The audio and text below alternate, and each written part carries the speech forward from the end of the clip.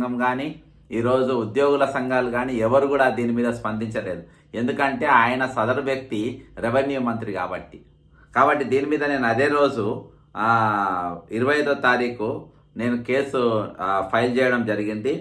వారు నేను ఇచ్చిన దాన్ని క్లిప్పింగ్స్ అక్కడ వీడియోస్ అన్నీ కూడా జతపరిచి ఇవ్వడం జరిగింది. దీనిపైన మరి వారు స్పందించి ఈరోజు కేసు రిజిస్టర్ చేయడం జరిగింది. రిజిస్టర్ అయిన కేసు నంబర్ 8C250001 నేను పక్కన డిస్ప్లే చేస్తున్నా. ఇది కేసు నమోదు చేయడం జరిగింది. దీనిపైన ఖచ్చితంగా ఈయన పైన యాక్షన్ ఉంటుందని చెప్పి నేను అనుకుంటున్నా.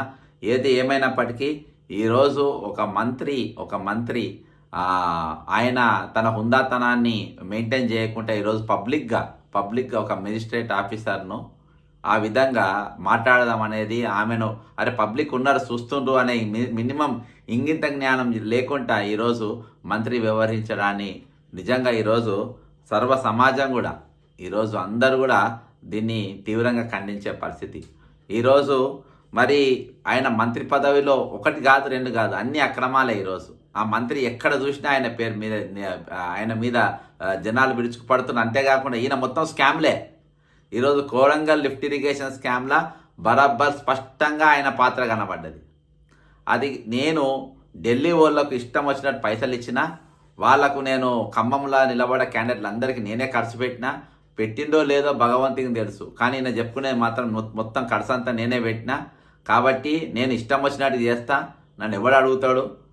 నేను ఢిల్లీ వాళ్ళు నా జేబులో ఉన్నారు, అదాని ఈ జేబులో ఉన్నారు, ఈడీ వాళ్ళు నా ఇంటి మీద దాడి చేసి నా ఇంటికి కూడా బీకలేకపోయినరు.